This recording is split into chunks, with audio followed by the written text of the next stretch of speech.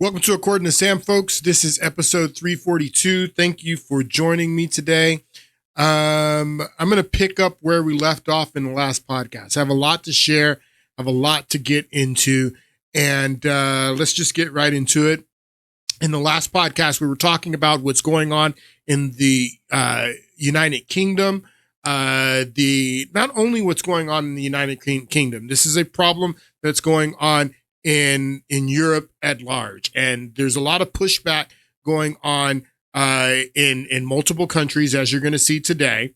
You're seeing the rise of what they call right-wing extremists, and anyone who objects to what is going on with the invasion of illegal immigration into Europe, into the United Kingdom, is being classified as a right-wing extremist. That these right-wing extremists are disrupting the civil order. No, what's disrupting the civil order is what's going on with illegal immigration, and it's causing a lot of problems throughout Europe. And we were discussing that in the last podcast. It's also a problem here in the United States, but not so much of a problem here in the United States since the re-election of Donald Trump, and his efforts to close the border have been successful. They're deporting people here in the United States, but this is a larger problem that we're going to get into today. This is a little bit of the clip that we played in the last podcast, but I want to start with this clip to get us kicked off. And this is a clip of a gentleman in the UK explaining what's going on there. Take a listen. Tim, paint us a picture of what's happening in the UK. Well, there's been a lot of concern about mass immigration, huge numbers of immigration from other countries coming to the UK, particularly illegal immigration. This is people coming in on small boats over the channel from France. There's been 50,000 people in the last 12 months that have come into the country that way. No real checks on who they are and what they're doing and where they're from, and often without any papers, all this kind of stuff. And then what's really annoyed people is that they're being put up in hotels for free, with free food and free expense money and free healthcare and dental care and all of these other things, and causing social problems. And there are stories of increased crime levels. Obviously, huge. The vast majority of these immigrants are men, and the vast majority are men. The vast majority of men. That's the same thing that was going on here in the United States under the Biden administration. Most of the people coming across were men. And causing social problems. And there are stories of increased crime levels. Obviously, huge. The vast majority of these immigrants are men, and they're coming into the towns, and they've not got anything to do, and they're getting illegal jobs. But then there are also allegations of rapes and sexual assaults and all of this kind of thing around these hotels, as well as, we've now become, I think, the phone stealing capital of Europe. So the phone, any other country in the world, and the phone stealing capital of Europe. They've become the phone stealing capital of Europe. So they're stealing people's phones. There's accusations of rape and harassment by women, because most of these illegal immigrants that are coming in are men, and this is a huge concern. These hotels, as well as, we've now become, I think, the phone stealing capital of Europe, more than any other country in the world, and various other crimes as well. And so it has reached a kind of boiling point about these hotels. People feel very angry, like, why are these? I work hard to provide for my children and my family and my wife and all of this, and these migrants just come in here illegally, and they get put up in a nice hotel. They get free food, they get free healthcare, they get free whatever, and they can just do whatever they want. So surely this is not fair. And what really brought it to a head is a particular hotel in a place called Epping, here in the outskirts of North London. And there's a hotel there, and there has been alleged sexual assault by one of the residents at this. So what brought it to a head was this one hotel in northern London, and there was an accusation of sexual assault. And there's been many accusations of sexual assaults and harassments on women. This guy, if he's got a problem with it, he would be called racist. They're calling people that have a problem with it racist, and And that's their accusation. Same thing that's going on here in the United States. It's the same thing that is going on here in the United States, that the illegal immigrants that were coming across in the Biden administration were being put up in hotels, and it was causing a lot of problems here in the United States, and that's what caused the political pushback that led to the reelection of Donald Trump. And they're calling this gentleman and people who have a problem with it racist. We were talking in the last podcast about how the movement to raise the colors, the Operation Raise the Colors, is in response to this, a simple gesture that English citizens are doing to push back against this, or just raising the English flag, the Union Jack, the Cross of St. George. And we talked about this in the last podcast. So here's what we know about the movement dubbed Operation Raise the Colors. In the United States, it's common to see the stars and stripes emblazoned on everything from sunglasses to bathing suits. We explained in the last podcast how even in the United States that these lunatic liberal women, they see the American flag as racist. So this is not something that is just going on in the UK, and that the Union Jack and the Cross of St. George is being classified as racist. I showed you in the last podcast that these liberal lunatic women here in the United States also see the American flag as racist. So to McDonald's. Meanwhile, across the pond, the Union Jack is traditionally reserved for special occasions, such as royal, military, or sporting events. However, in Birmingham and beyond, the iconic flag is now everywhere, and increasingly, the red and white St. George's Cross too. The city reportedly was forced to remove flags from public property, calling them a safety or fire hazard. In Bromsgrove, 30 minutes outside of Birmingham, police are investigating a roundabout that was painted with the red and white cross. Police are investigating. They're investigating a roundabout that was painted with the cross. Now, if it was painted with the rainbow flag, they wouldn't be investigating it. And they wouldn't be investigating it if it was painted with the Palestinian flag. But because it's painted with the Cross of St. George, then the police are investigating. This is what's going on in England. And that's the difference in what's going on here in the United States. Because here in the United States, we do have some expectation of free speech. How long that's going to last here in the United States, we do have the Bill of Rights and the First Amendment, but and we got that from them. That the reason that we have the Bill of Rights and the First Amendment is because of we got that from the English. That's not an American principle.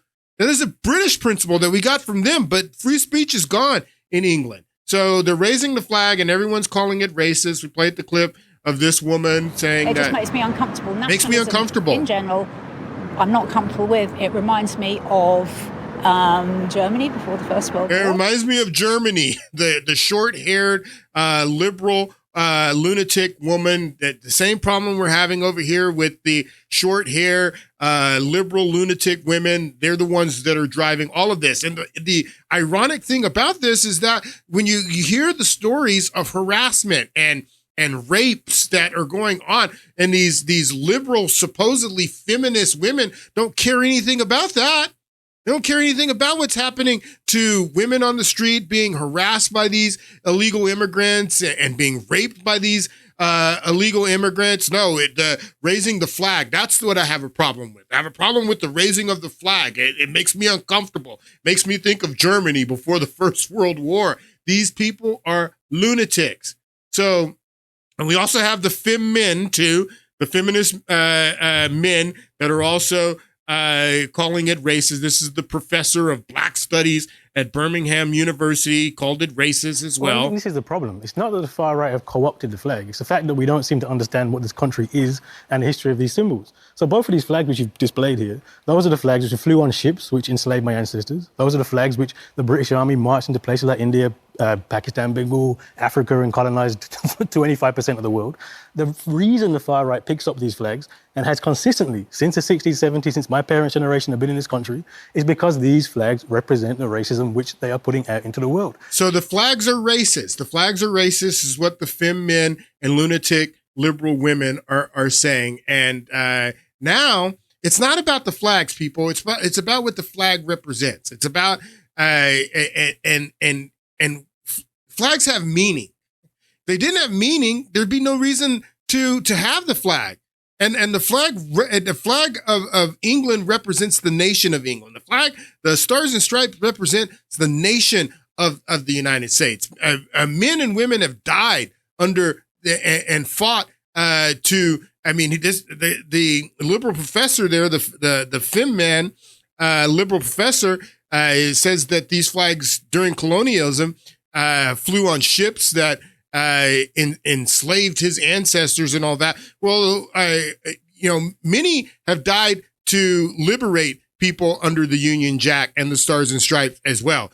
So it's the meaning that you want to ascribe to these flags. And of course, the lunatic liberals want to ascribe that the flags are racist. The Union Jack's racist. The Stars and Stripes are racist. So that's what they have a problem with. And in England, like I said, there's no more free speech in England. And now there is a movement to ban the Union Jack and the Cross of St. George. Take a listen. The campaign to ban the England flag has now received over 4 million signatures on the online petition. Thanks to campaigns from Hope Not Hate and other anti-hate organisations, we now have a grassroots movement to take to Parliament in order to finally ban the England flag once and for all. Although it's not a complete ban, the ban would require those raising the flag to apply for a licence to show that they are raising the flag apply for a with license normal intentions and not as a dog whistle to the far. So if the ban goes through, the parliamentary ban that they're trying to, what is it? The group that he says hate. What's the name of the group that he says here? Hope Not Hate. Some liberal group, Hope Not Hate, that is leading the movement to ban the Union Jack and the St. George's Cross, these two flags, and you'll have to get a permit to fly the flag. This is what's going on in England. The campaign to ban the England flag has now received over 4 million signatures on the online petition. Thanks to campaigns from Hope Not Hate and other anti-hate organisations, we now have a grassroots movement to take to Parliament in order to finally ban the England flag once and for all. Although it's not a complete ban, the ban would require those raising the flag to apply for a licence to show that they are raising the flag with normal intentions and not as a dog whistle to the far right. You'd apply for a license to show that they're raising the flag for normal intentions and not a dog whistle to the far right, to the far right. Show that they are raising the flag with normal intentions and not as a dog whistle to the far right or as a symbol of hate. Those found to be raising the flag without a licence could then be prosecuted for hate speech under the Hate Speech Act. Wow. This would allow us to distinguish between official use of the England flag on special occasions or the use of the England flag in performance versus those people who are raising the England flag in order to inflame tensions and divide our society. With new flag designs on the horizon, we no longer need this archaic flag that represents just one part of the United Kingdom, with flags like the Union Jack filling in for now and allowing us time to implement the new design. If you do see somebody raising an England flag without a licence, you can now report them to local law enforcement to face the consequences of that action. Yeah, this has to be satire, but there is movement, and I mean, it is. I believe this is satire, but there is a movement to ban the English flag, and again, I mean, if you look at what's going on, people are being arrested in the United Kingdom for social media posts, for hurting people's feelings. It's happening in Canada as well.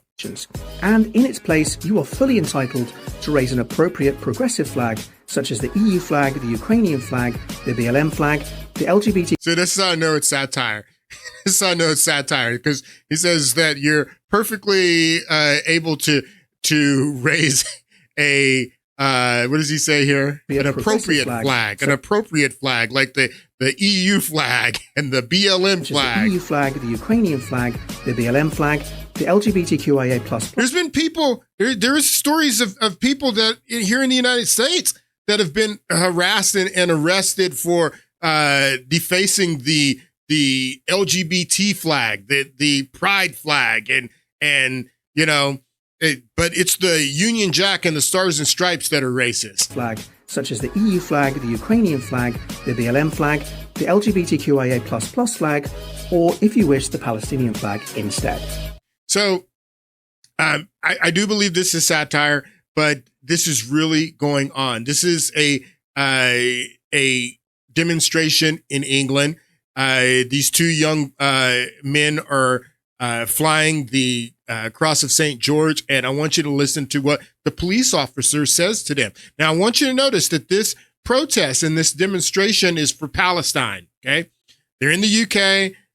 There's this demonstration going on for Palestine. You can see the signs, Free Palestine, and you're going to see that this is not about racism.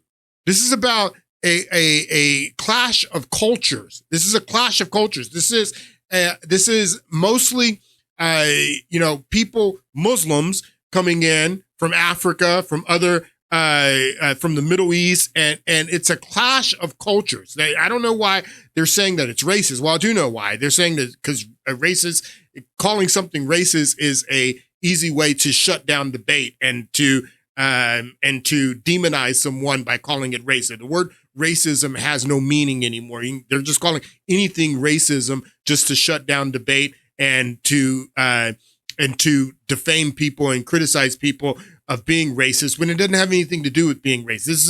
This is a cultural divide. This is a clash of cultures that is going on in Europe. And as I'm going to show you, there's something more pernicious going on. There's something, this is spiritual warfare. This is a spiritual issue that is going on. But I want you to listen to this police officer. Now, I do believe that this guy is, even though what he's saying is true, that there is a movement to ban the English flag, but I believe that, him talking about needing a permit to fly the flag and then talking about the appropriate flags being the BLM flag and the LGBT flag and all that, I believe that that's satirical. But this is not satirical. Listen to what this police officer says. So you can hear me, all right? For the moment, anything racist or even close to racism is said, all right? Anything racism or even close to racism, you're going to be arrested. This is what he's telling these guys. You can fly the flag. You can fly the English flag if you want, but if there's anything that is even close to racism, that it can even be that anyone can criticize you of being racist at all, then you're going to have a problem with the police, is what the police officer says. Now, again, look at the signs that the Muslims are holding back here. Free Palestine. Stop. What does that say? Stop bombing Gaza. Free Palestine over here. So they're okay that you can fly that. You can have the Free Palestine flags, but the Union Jack and the Cross of St. George, then gotta warn you. Anything that now, why is he saying racism? I mean, this is a issue that is a cultural issue. This is a clash of cultures. A clash of cultures. It doesn't have anything to do with race. White people can be Muslims if they want. It doesn't have anything to do with race at all. This is a spiritual issue. This is a cultural issue. This is a religious issue of what's going on in England. For the moment, anything racist or even close to racism is said. All right? Hang on, let me finish. For the moment, anything gets anything close to that, all right? People are going to start getting arrested. People are going to start getting arrested. He says people are going to start getting arrested if there's anything close to it. This is what's going on in England. The people that gave us the Magna Carta. This is what's going on in England. This is insane. Anything close to being racist, and they've done nothing but fly the flag. They've done nothing but fly the flag, and anything close to being racist. And these people behind them, Free Palestine, stop bombing Gaza. I mean, they can say whatever they want. They can do whatever they want because it's their country now. England has fallen. Why don't you listen to this young lady? The mayor of London is Muslim. The mayor of Birmingham is a Muslim. The mayor of Leeds is Muslim. The mayor of Blackburn is Muslim. The mayor of Sheffield is Muslim. The mayor of Oxford is a Muslim. The mayor of Luton is a Muslim. The mayor of Oldham is a Muslim. The mayor of Rochdale is a Muslim. All of this was achieved by only 4 million Muslims out of the 66 million people in England. Today in England, there are over 3,000 mosques.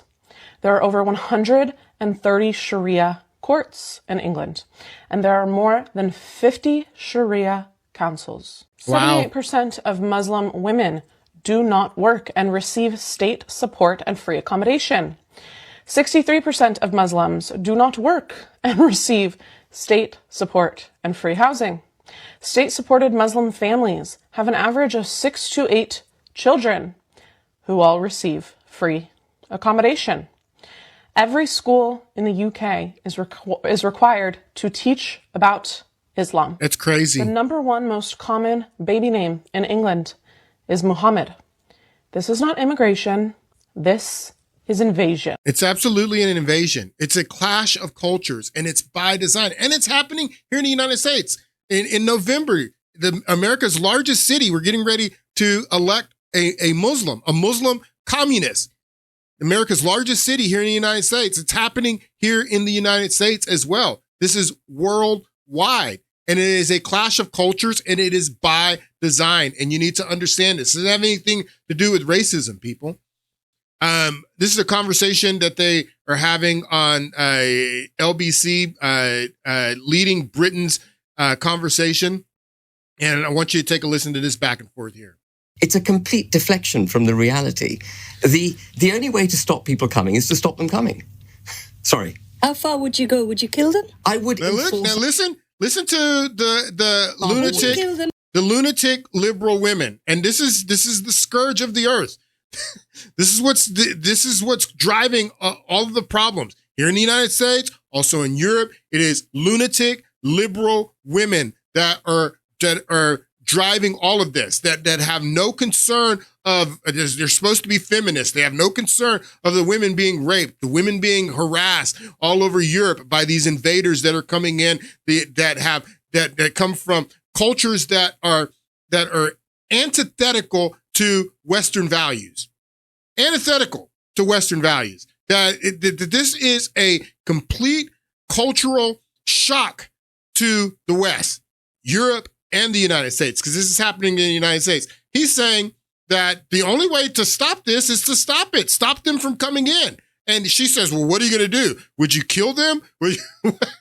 and just, completely goes to this hyperbolic debate. No, you don't have to kill them, but you can do what Donald Trump did here in the United States. Shut it down. If you have the will to shut it down, there's a way to shut it down.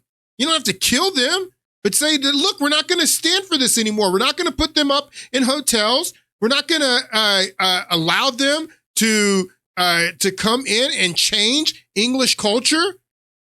And she's like, well, what are you going to do? Are you going to kill them? The only way to stop people coming is to stop them coming. Sorry. How far would you go? Would you kill them? I would enforce our borders. Would you kill them? Would you shoot them? Yasmin. Lunatics. Would you? Yasmin, lunatics. Listen. Lunatic liberal women. Lunatics.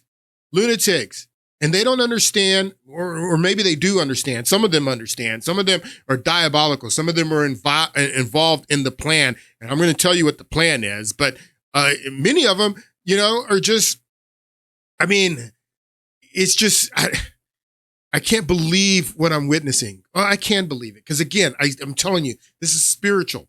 This is a spiritual war that we see going on. And it's by design. By design.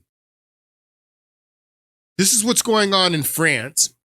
Now, most of these boats, these small boats of these illegal, mostly Muslim, mostly men invaders that are coming to the UK across the English Channel or coming from France. France has got a huge problem with these migrants that have come in and completely changed France, changed France forever. And it's a shame. Charles Martel is turning in his grave because in the 7th century, he fought off the Moors that were trying to invade Europe at that time and trying to change France at that time into a Muslim country when it was a Christian country. And Martel, the hammer, he fought off the Muslim invaders. And now, years later, if he could see what was going on, he would be ashamed. His grandson, Charlemagne, would be ashamed of what's going on in France right now. But this is what's going on in France right now. There's a movement by women who are writing public transportation in France that they have to put on what is called the subway shirt. They have to wear a subway shirt so they can hide themselves from from being harassed by all of these invaders in France. And this is a movement of women telling other women and advising other women that you need to wear your subway shirt when you ride the subway, because that'll prevent you from being harassed by all these invaders. This is what's going on in France. Take a listen. And I'm going to have to read some of this because they're speaking French. A gesture that has almost become a reflexive for this young girl. Un geste. A reflex. A gesture that has become a reflex for this young girl. Presque devenu un réflexe pour cette jeune fille, enfiler une veste juste avant de monter dans la rame. Putting a jacket on before boarding the metro. I find everything in the metro. On retrouve du tout un peu dans le métro, donc forcément avoir une chemise. So I'm having having a shirt is obviously more reassuring, I think. So she has to put on a shirt to ride the metro because it's more reassuring so she doesn't get harassed or maybe even raped by these invaders that have taken over France. C'est quand même plus rassurant, je pense. Dans les transports en commun, près de Nearly 90% of women on public transportation claim to have been harassed in France. And these are the same migrants that are coming over the channel into England that's causing the controversy in England, is that these same invaders that invaded France are now coming over the channel in small boats into England and harassing women, raping women, and the lunatic feminist women, like this lunatic here, like, what are you going to do? Are you going to kill them, or what are you going to do? You don't care? I thought you're supposed to be a feminist. You don't care that women are being harassed? That women are being raped? No, just put on your subway shirt. 90% des femmes affirment avoir déjà été victimes de harcèlement. Alors pour tenter d'échapper à ces regards ou gestes déplacés, une technique est mise en avant sur les réseaux sociaux. Don't forget your subway shirt. Le subway shirt. Don't forget your subway shirt. This is ridiculous, people. This is ridiculous. Hey, how can we live like this?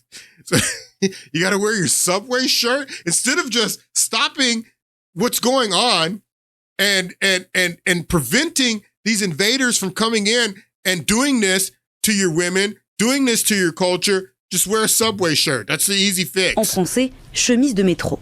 Le principe, porter des vêtements amples pour cacher une tenue esthétique. Look at this. And I guarantee you that many of these women that are putting on the subway shirt, she's giving the thumbs up. She's probably one of these that are defending the invaders that are coming in and that are harassing her. No, it's okay. I don't have a problem with just putting on a subway shirt. You know, many of these women are supporting this, and they're the ones that are calling the men and people in England that are raising the flag in protest, calling them racist. If you have a problem with this you're racist. You're racist if you have a problem with me having to, you know, it's a simple gesture. Just, you know, put on a subway shirt. Festival. Je fais comme ça, hop. Dans le métro. Dans le métro. On se rhabille. Des fois, je prends même le pantalon et le sweat que je mets par-dessus ma robe. Une défense adoptée par de nombreuses Parisiennes, victimes de mauvaises expériences. On m'a déjà acheté des pièces comme quoi j'étais une prostituée. I already had men saying that I'm a prostitute, calling her a prostitute, you know, gawking at them, harassing them, catcalls. J'étais en petite jupe au-dessus du genou et un t-shirt basique. Now, if she was wearing a burqa, it'd be fine. Because that's what they do in Muslim countries. They force their women to wear burqas. They force their women to cover up because they can't control themselves. But then they come over to France, they come over into Europe, and they expect European women to wear the burqa and to cover themselves up to avoid being harassed. And the women, what they're doing, maybe they're not wearing a burqa, but what's the difference in putting on a subway shirt? I mean, it starts with the subway shirt. Sooner or later, you will be wearing a burqa. And I don't understand how you don't get it that this is just the first step. Putting on the subway shirt is just the first step to eventually you will be in a burqa. You people. Des fois, je prends même le pantalon et le sweat que je mets par-dessus ma robe. Une défense adoptée par de nombreuses Parisiennes, victime de mauvaises expériences. On m'a déjà jeté des pièces comme quoi j'étais une prostituée. J'étais en petite jupe au-dessus du genou et un... I was in a little skirt above my knees. No, you're not allowed to wear that. You're not allowed to wear that in your country. You're not allowed to wear a little skirt above your knees. You need to be in a burqa if you don't want to be harassed. This is what's going on in Europe, people. And it's coming here to the United States. You need to understand that. Now, Richard Dawkins, the famous atheist Richard Dawkins, if you don't know who he is, he's famous for being an atheist. He's a professor at Oxford University, evolutionary biologist, zoologist. He's a scientist, but he's known for his books that he has written on atheism. He is a esteemed atheist. All the atheists look up to him as God. Richard Dawkins, a vocal atheist, Dawkins is known for his criticism on creationism, on intelligent design. He wrote the book, The Blind Watchmaker. He wrote the book, The God Delusion. He is known for being an atheist. He hates God. He hates religion. But Richard Dawkins became some comments that he made about a year ago made a lot of news because he called himself a cultural Christian. Richard Dawkins, who's famous for being an atheist, who wrote The God Delusion, said that he's a cultural Christian. And this comments that he made in this interview, calling himself a cultural Christian, they drew a lot of attention because it's like, what are you talking about? You're an atheist. What are you talking about that you are a cultural Christian? But you got to listen to this interview and he explains what he's talking about when he says that I'm a cultural Christian. Take a listen. Very good to have you join us to discuss whether it matters that Christianity is playing a diminishing role in national life. Welcome to LBC. Thank you. And what would be your Easter message? I mean, I've said a few things. What would you tell the nation? Well, I must say I was slightly horrified to hear that Ramadan is being promoted instead. I do think that So this is during Easter, and he says that I'm horrified to learn in his country, in England, country of his birth, that Ramadan is being celebrated in lieu of Easter. Well, I must say I was slightly horrified to hear that Ramadan is being promoted instead. I do think that we are culturally a Christian country. There's no such thing. A cultural Christian. I'm not a believer. So there's no such thing. He says that I'm a cultural Christian. There's no such thing as cultural Christianity. That Ramadan is being promoted instead. I do think that we are culturally a Christian country. I call myself a cultural Christian. I'm not a believer. But there's a distinction between being a believing Christian and being a cultural Christian. And so there's no such thing as a cultural Christian. But what he's saying is that when he realizes what's going on, what this woman says here, that this is an invasion, that the mayor of Birmingham is Muslim, the mayor of London is Muslim, the mayor of Leeds is Muslim, that they're forcing us to teach Islam in the schools. That the number one baby name is Muhammad, is what Dawkins is saying. Now he calls himself a cultural Christian. Now culturally we're Christian. Now that you've seen that you have played a major role in diminishing Christianity in England, in the UK, and all over Europe is where it's happening. And what that has done is left a vacuum. What that's done is left a vacuum, and now all of these Muslim invaders are coming in, and it is a clash of cultures. Like I told you, this is a clash of cultures. Now he's complaining that the culture is Islam. What do you expect? You're the one. You played a major role in kicking Christianity out and kicking the Christians out of Europe. And what that does, that doesn't mean that there's no religion and no spirituality and no faith. That leaves a vacuum. And what replaces and enters into that vacuum is Islam. And what you know, Richard Dawkins, is that Islam is much worse than Christianity. And now you're lamenting the fact that Islam is taking over not only England, but all of Europe. To hear that Ramadan is being promoted instead. I do think that we are culturally a Christian country. I call myself a cultural Christian. I'm not a believer, but there's a distinction between being a believing Christian and being a cultural Christian. And so, I love hymns and Christmas carols. And what a clown!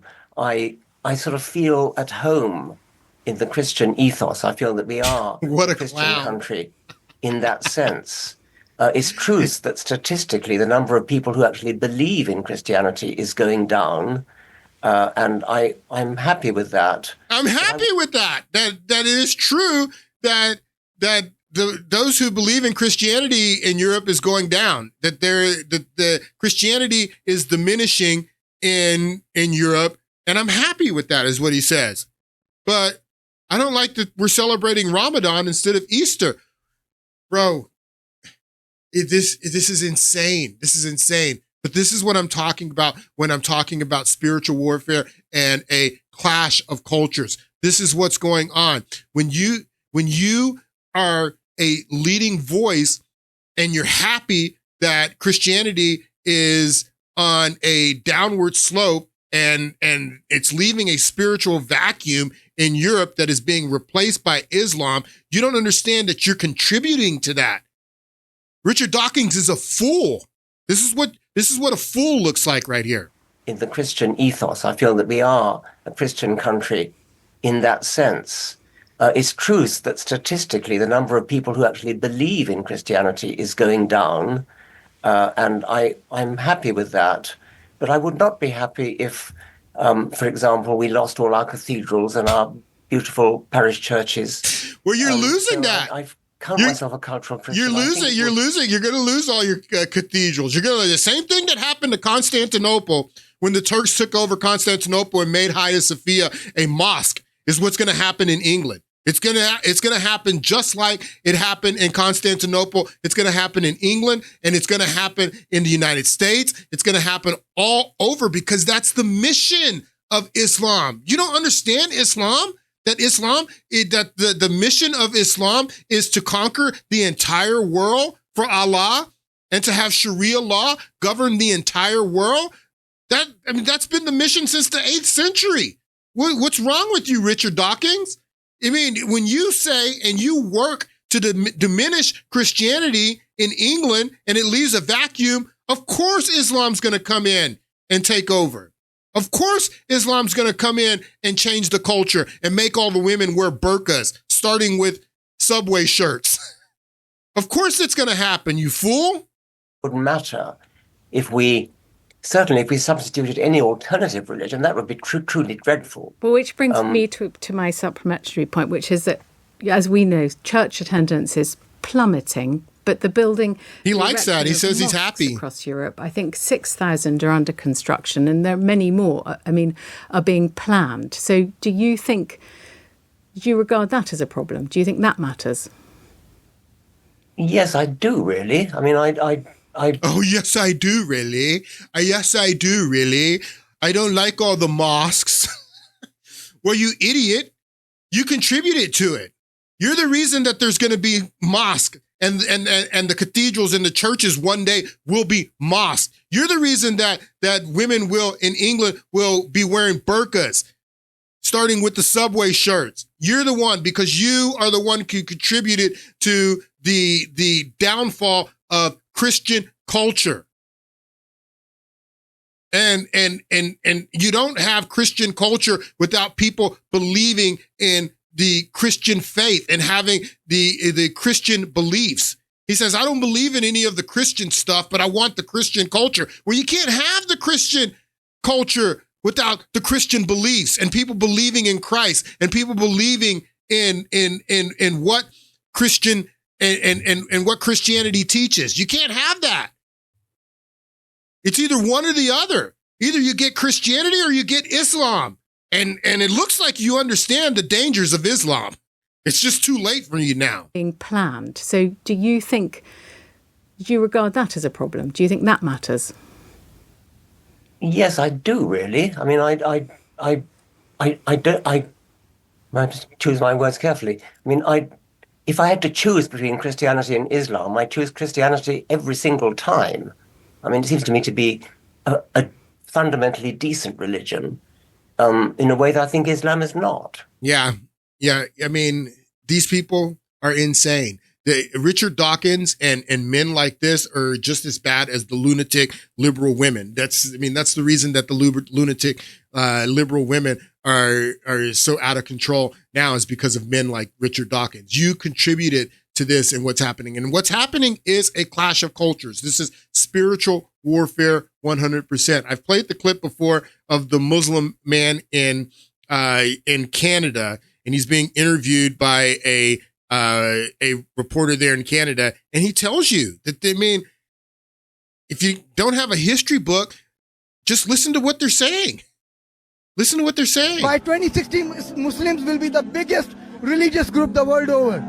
What are you going to do then? Actually, to oppose Sharia is even then. We have families, we are making babies. You're not.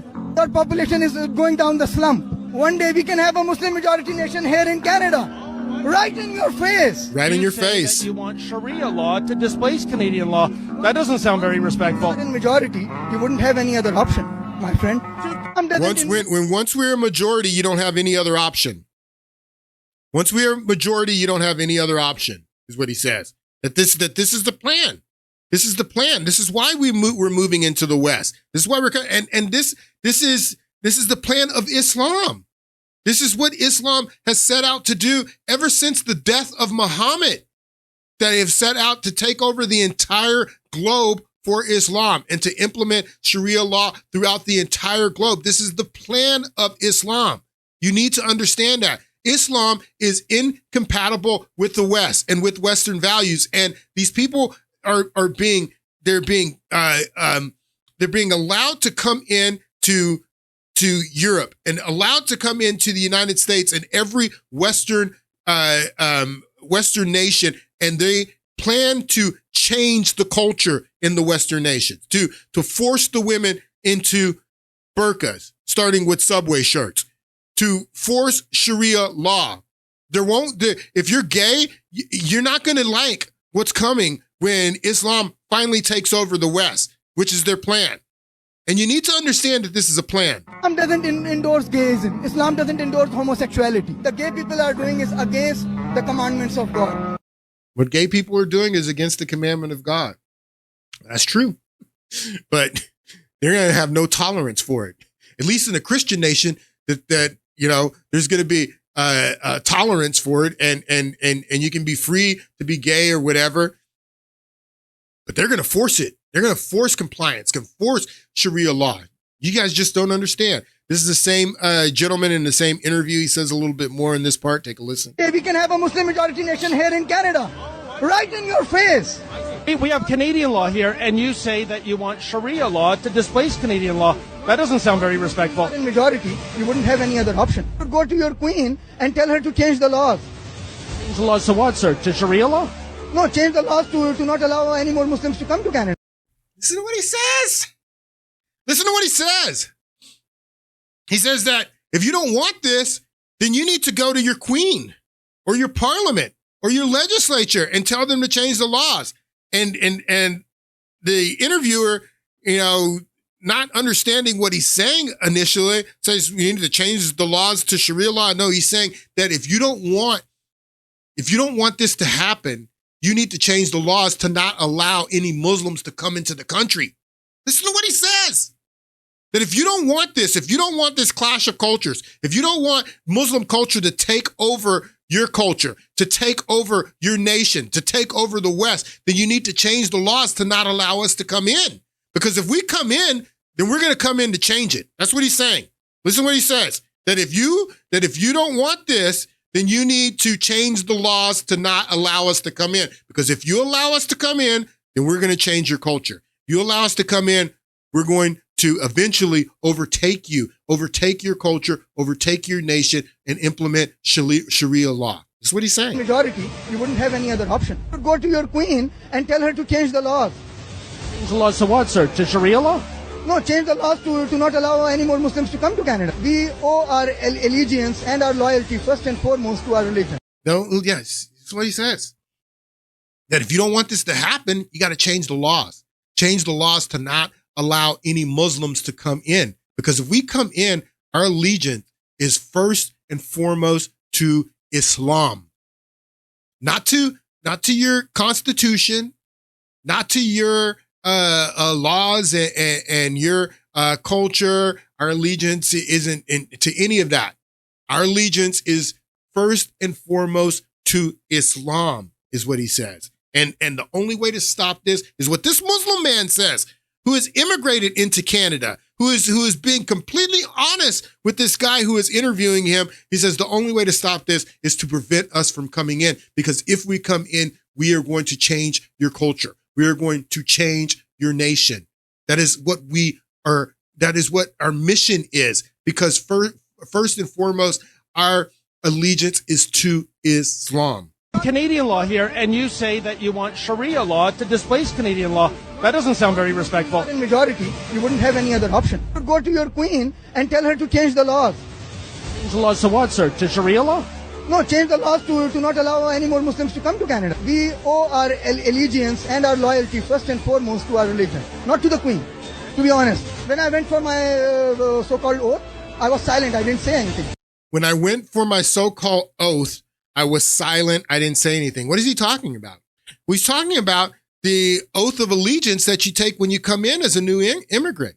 Like here in the United States, when you become a new immigrant, there's a ceremony that you raise your hand, you say an oath of allegiance, and he says that when I came into Canada and I went through the process of becoming a Canadian citizen, because my allegiance is first and foremost to Islam, when you guys had me say my oath of allegiance, I was silent. I didn't say the oath of allegiance because I don't have any allegiance to Canada. My allegiance is to Islam. This is what he says. This guy's being completely honest. He's telling you that if you don't want this clash of cultures, if you don't want what's coming, what's happening in France, what's happening in Germany, what's happening in the Netherlands, what's happening in England, what's happening here in the United States, if you don't want that, then don't let us in, because our allegiance is first and foremost to Islam. And when I came in and you guys were giving me the oath of allegiance, I didn't say anything. I deceived you. I deceived you because my allegiance is not to you. My allegiance is to Islam. And if you think that this Muslim man is the only one who thinks like this, you're crazy. They all think like this. They all believe that their allegiance is to Islam and not to the nation that they're immigrating to. They're immigrating into the nation to change the nation. That's the purpose of the immigration. And that he says that I deceived you. I did not say my oath of allegiance. We owe our allegiance and our loyalty first and foremost to our religion, not to the queen, to be honest. When I went for my so-called oath, I was silent. I didn't say anything. It was your responsibility to make sure you got it out of me. It was your responsibility to make sure you got it out of me. I was deceptive. I was deceiving you. When I came in and became a citizen of Canada, I didn't say the oath of allegiance. And it's your responsibility to get it out of me, is what he says. This is here in the United States. This is in Minneapolis, where we brought in all of these Muslims from Somalia. I mean, Minneapolis is basically little Somalia now. And this is a Somalian Muslim woman being interviewed here in the United States. Listen to what she says. Do you think Islam will eventually overtake Christianity here in the United States? Worldwide. Worldwide. Not just United States. We have people converting every day. And what leads a Christian man to convert? We have people converting. They read the Quran and they find the truth. We have people. Well, first of all, she says that he says that will Islam take over the United States? So she's come in from Somalia. She's probably got the same mindset as the guy we just listened to in Canada when she came in and gave her oath of allegiance. She probably didn't say anything. She probably had on the beekeeper's outfit like she's wearing right now. I mean, if you wear this, you don't need a Subway shirt. This is what you're all going to be wearing. Forget the Subway shirt. This is what you're all going to be wearing on the Subway eventually when they take over worldwide, as she says. And she's probably wearing the beekeeper's outfit when she came in and she became a citizen and she gave her oath of allegiance. She probably didn't say the oath of allegiance, just like the Canadian Muslim said, I didn't say the oath of allegiance because my allegiance is to Islam, not to your nation that I'm coming into. And she says that eventually that not only is Islam going to take over the United States, it's going to take over the entire world, worldwide. That's the mission of Islam. You have to understand this, people. Islam will eventually overtake Christianity here in the United States. Worldwide, not just United States. We have people converting every day. And what converting? It's not about conversion. No one's converting to Islam. This is about immigration. This is about migrants coming in and flooding Western nations with their culture that is incompatible with Western values. Incompatible. It's not about conversion. Nobody's worried about anybody converting to Islam. Worried about the invaders coming in and changing the culture through migration. That's the issue. Nobody's converting to Islam from Christianity. And listen to the reason she says people are converting to Islam from Christianity. Islam will eventually overtake Christianity here in the United States. Worldwide, not just United States. We have people converting every day. And what leads a Christian man to convert to Islam? When they read the Quran and they find the truth, and they read it in English, and they see how peaceful Islam is. Yeah, and Christians are converting to Islam when they see how peaceful Islam is. This is crazy. But there's a pushback throughout all of Europe against this. Not only what's going on in England with the Raise the Colors movement and what's going on there, and England being on the verge of civil war. Also in Germany, the AfD. The AfD stands for Alternative for Deutschland. This is a far right movement in England. They had a considerable showing in their last election, but since the last election, polls are showing that the AfD is on the rise, that because of illegal immigration, because of all these Muslim migrants coming into Germany, changing German culture, changing the Christian culture, that since the last election, the AfD is on the rise. Take a listen. To the changing German political landscape, and support for the far-right Alternative for Germany, or AfD, is increasing. A new poll commissioned by the public broadcaster ARD shows the party at 25%, just behind the Chancellor's CDU party on 27%. It is the first time the AfD has reached that level in this poll. The Social Democrats, the Greens, and the Left Party, as you see, all lag well behind. So more and more people, AfD is, more aligned with MAGA. And like I told you, that most of this of what's going on in England is being inspired by the MAGA movement here in the United States. They see what's going on here in the United States. That's why Donald Trump was such a problem for the world and for what they called the liberal world order, the new world order. That's why it was such a shock to that world order, is because he and the MAGA movement here in the United States is inspiring what's going on in England and what's going on in Germany and even in France and these other nations. And the far right is on the rise. The far right, meaning people that want to preserve their Christian culture, want to preserve their French culture, want to preserve their German culture, want to preserve their English culture. Those people are far right. They're racist, and they're being inspired by the MAGA movement. So that's what the AfD is in Germany, and they're on the rise. That this is something that is going on all over Europe, that this is on the rise. It's a pushback. Now, where did this come from? I have a little bit more time. I want to get into where this comes from, and it's being driven by the European Union. And the European Union and the Council of Europe are closely connected, but they're distinct organizations. And I want to read a little bit about what the Council of Europe is, because everyone knows what the European Union is. The European Union is the financial union of the European countries.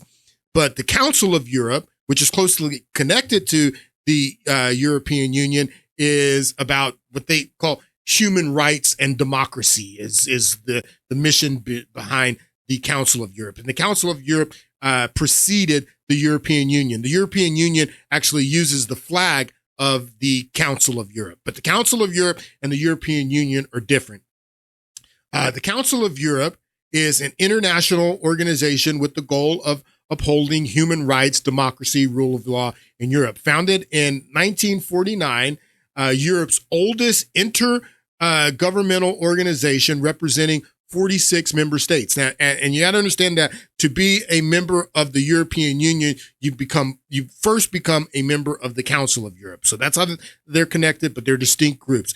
With the population approximately of 675 million as of 2023, it operates with an annual ordinary budget of approximately 500 million euros.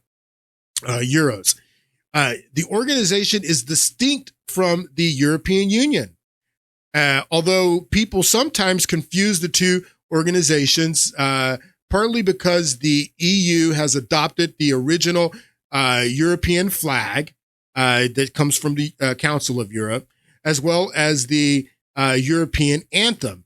No country has ever joined the EU without first belonging to the Council of Europe. The Council of Europe is an official United Nations observer. So the Council of Europe and the European Union are driving a lot of this. And in 1992, the Council of Europe put this poster out, this is one of the most diabolical posters. And you understand the symbology in this poster, which I'm going to explain to you right now. This is one of the most diabolical, but this poster that the Council of Europe put out in 1992, it gives the whole game away. And this is what I'm telling you. There's something more pernicious going on. This is not by accident. This is a strategy. This is a plan for the liberal world order. I want you to notice, first of all, the pentagrams, the upside down pentagrams that are at the top of this poster. How many are there? 1, 2, 3, 4, 5, 6, 7, 8, 9, 10, 11. So there's 11 upside down pentagrams. This building here is a representation of the Tower of Babel. And the Tower of Babel goes back to a story in the book of Genesis in the Bible. And in the story in the Bible, the Tower of Babel, God destroys the Tower of Babel because the Tower of Babel is being built, and it is a tower to the heavens, to God, and they're building this tower, and God destroys the tower, and he confuses the language of the people that are building the tower. And what you see now, this poster is a representation of a painting that a 16th century Dutch artist painted called the Tower of Babel. I don't know if it's called the Tower of Babel, but the painting is of the Tower of Babel. And this is the painting that the 16th century Dutch artist painted. And so this poster that came out in 1992 is a representation of that painting, which is the Tower of Babel. Now, the real Tower of Babel that the Bible is making reference to is probably a ziggurat. It has no relations to this, but this Dutch painter painted this, and this is the Tower of Babel being constructed.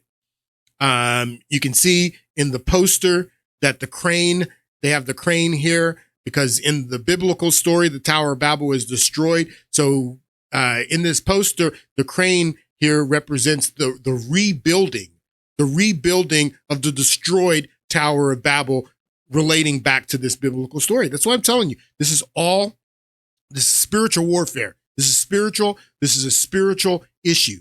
Now, I want you to notice the people down watching the Tower of Babel being rebuilt. First of all, we'll read what it says here. It says, Europe, many tongues, one voice.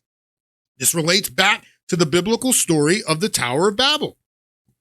The Tower of Babel, in the story in Genesis, they're building this tower up to the heavens to God. The king in the biblical story is Nimrod. I believe, I'll tell you in a moment who I believe Nimrod is, because we have the Sumerian king list. There is no Nimrod in the Sumerian king list. And we know that the first king of Babylon is Hammurabi is his name, Hammurabi, but that's the first king of Babylon. And that's not Nimrod. So Nimrod has to represent somewhere else. You can also see the bulldozers here. They're reconstructing the Tower of Babel. Europe, many tongues, one voice. You can see the two men embracing each other here, and all of the adults have block heads. Okay, notice all the adults have block heads, but the woman down here, she's holding a baby, and the baby has a round head. What is that signifying? That's signifying that there's going to be this indoctrination that as we rebuild the Tower of Babel, we're also going to reshape the minds of the youth, that the youth are going to come out with round heads. But as we conform the youth into the blockheads, that eventually that the baby will have a blockhead, that we will conform through the social engineering, through the brainwashing. We're going to make the children that come with their round heads, we're going to conform them into blockheads. And that's what's going on. That's it. How else would you be able to explain women supporting, this invasion that is going to eventually make them wear burqas? that their entire mindset and mentality has been conformed, reshaped, just like the Tower of Babel is being reshaped. The minds of the youth is going to be reshaped, that they're going to come into the world with round heads, but they're going to eventually be blockheads. This is one of the most, like I said, diabolical posters, because it gives you the whole game that the Council of Europe came out with in 1992. This is spiritual warfare. This is a cultural clash. Is what's going on. And it's all by design. It's all by design. This is the EU building in Brussels. And if you notice, the EU building, the architecture of the EU building in Brussels looks a lot like the Tower of Babel. Looks a lot like the Tower of Babel.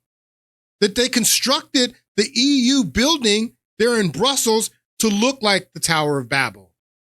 This is spiritual warfare, people. This is spiritual warfare. God, man, there's so much that I wanted to share. But this is a huge issue. I'm going to play this clip. I have two more clips that I want to play. This is a woman here in New York, here in the United States, and I want you to listen to what she says. This is here in the United States. I don't even know what to say at this point. I had to get off the train, past my stop, because there was a guy who was following me from car to car. And when I tried to get off at my stop, which was pitch dark, he held it open to see if I was going to get off. So I had to get off the stop after. And then when I got off the stop after, I hopped on the next train that was going the other direction. And I got on an express train. And now I'm back on the other side of the tracks. Hold on. New York City is not safe. It's not safe for women. Okay? I am so sick and tired of having to look over my shoulder 24/7, not just at night, during the day, at all hours. Well, things are going to get a lot better for you after November when you guys elect your first Muslim communist mayor. It's going to get a lot better for you. But this is a clash of cultures happening here in the United States. And why is this happening here in the United States? This is also video from here in the United States, because the same thing, this is a spiritual vacuum, a religious vacuum, same thing that's happening in England, same thing that Richard Dawkins was complaining about is happening here in the United States. And you're going to get Islam. This is what you're going to get. Do you believe in Jesus Christ? Oh, sorry. Do you believe in Jesus Christ? No, thank you. Do you believe in Jesus Christ? No. Do you believe in Jesus Christ? No. Do you believe in Jesus Christ? No. Do you guys believe in Jesus Christ? No. No? Do you guys believe in Jesus Christ? So you're going to get the same thing in England Hey, same thing here that's happening in England for the same reasons. And if you go to any Muslim country and you ask any Muslim, do you believe in Muhammad? Do you believe in Islam? Do you believe in Allah? They will all say yes. But because there's going to be a vacuum, because the liberals are causing this vacuum, then you're getting ready to get Islam. And you're going to be wearing Subway shirts, and you're going to be wearing burqas. And yeah, I mean, this is what we're dealing with. This is what they're dealing with in England. And this is only the beginning. Hope you guys have a great week, and I'll see you on Friday.